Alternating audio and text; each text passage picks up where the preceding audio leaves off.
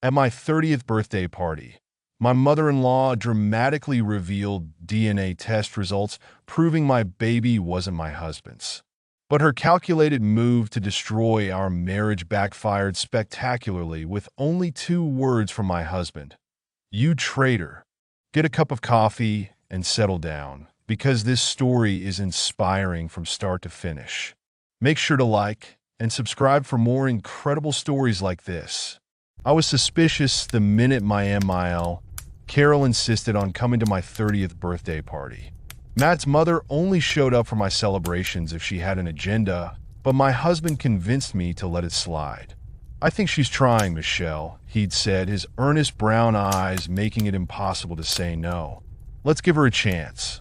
5 years of marriage had taught me a lot about Carol's version of trying. It usually involved thinly veiled insults wrapped in sugary sweet concern, especially when it came to our struggle with infertility. A year of negative pregnancy tests had left Matt and me emotionally drained, and Carol never missed an opportunity to twist the knife.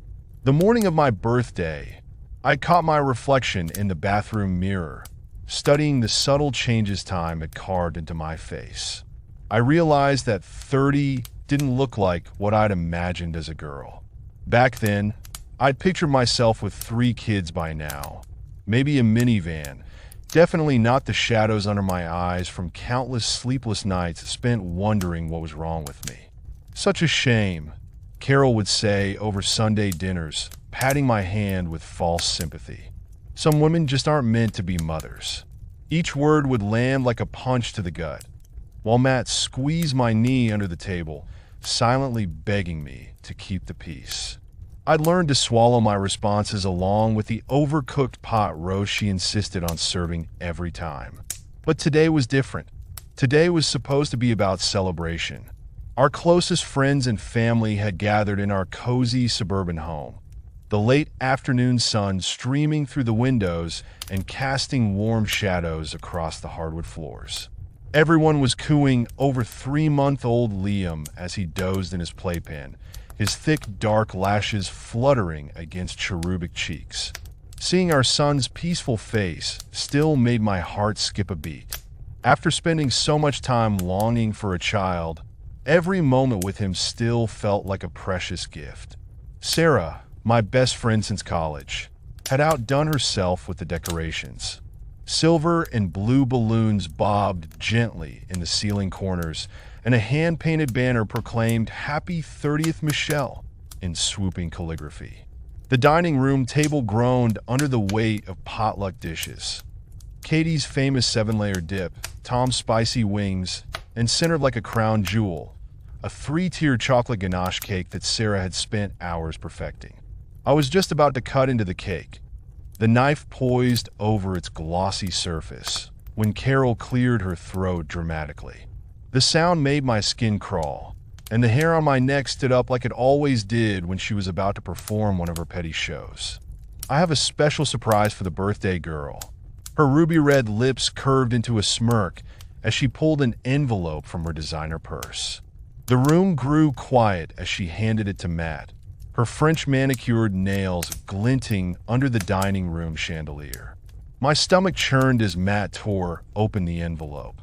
The color drained from his face so quickly that I thought he might faint. "DNA test results? Proving Liam isn't my son," he whispered, his hands trembling so badly the paper rattled. Carol's voice dripped with satisfaction. "Sweetheart, I've been keeping a secret from you for your own good. Remember when you were 8 and had that terrible illness? The doctor said it left you unable to have children." The knife slipped from my grasp, clattering against the plate with a sound that seemed to echo through the suddenly silent room. The world tilted sideways as Carol's words hung in the air like poison gas. Around us, our friends shifted uncomfortably, trapped in the crossfire of what was quickly becoming a family nightmare. I didn't want to believe it, but it's obvious now. She turned to me, her eyes glittering with malice beneath her perfectly sculpted eyebrows. "Michelle has been cheating on you and tried to pass the product off as your child." I turned to Matt and my guests, heart beating like a drum as I saw the look on the faces surrounding me. Liar, Carol snapped. She straightened her spine, triumphant. You're done here. Pack your things. Matt and I will raise Liam together. I was too shocked to speak. As I struggled to string together an explanation, my husband stepped forward. You traitor, he whispered and turned to his mom. His face had gone from pale to flushed, a vein pulsing at his temple.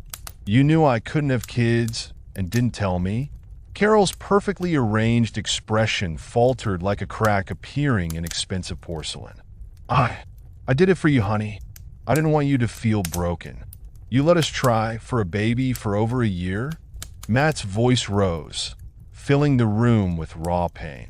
You watched me break down and let Michelle cry herself to sleep, thinking it was her fault? Do you have any idea what you've done? It was for your own good. Carol's carefully crafted mask began to slip, revealing the desperate controller beneath. I had to protect you. You're my son. I couldn't let anyone see you as less of a man. Tears burned in my eyes as all her cruel comments rushed back.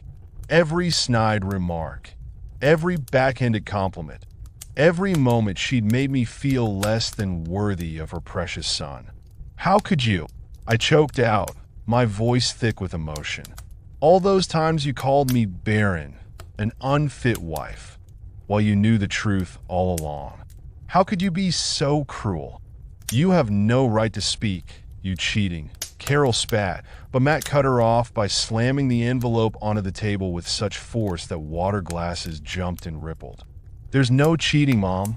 Liam isn't biologically mine because we did IVF. And I know who the father is because I helped select him. We couldn't have children because of me. But it seems you already knew that, didn't you?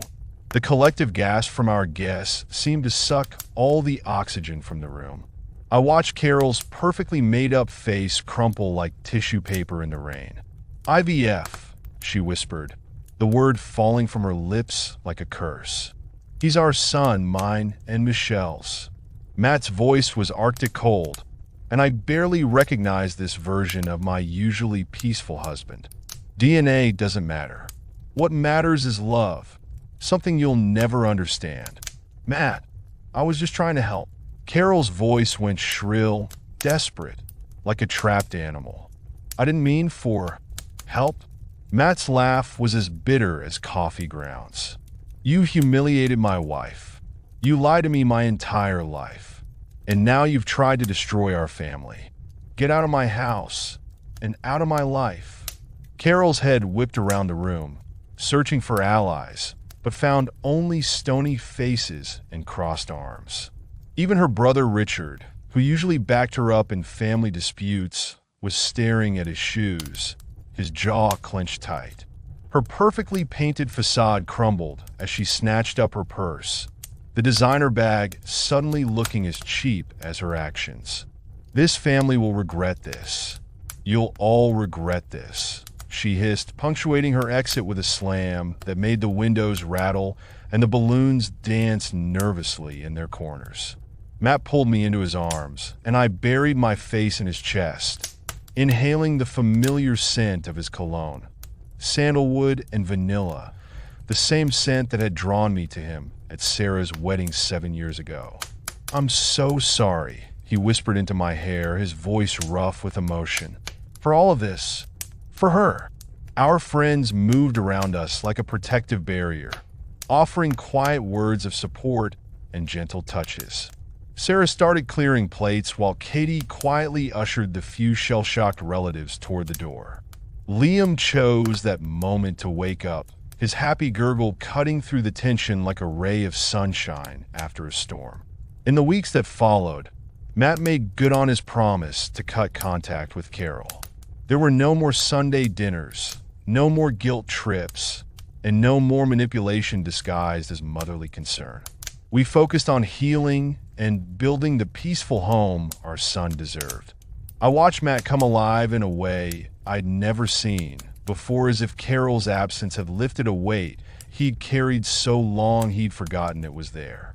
Sometimes at night, I still catch Matt watching Liam sleep, his expression a mix of wonder and fierce protection.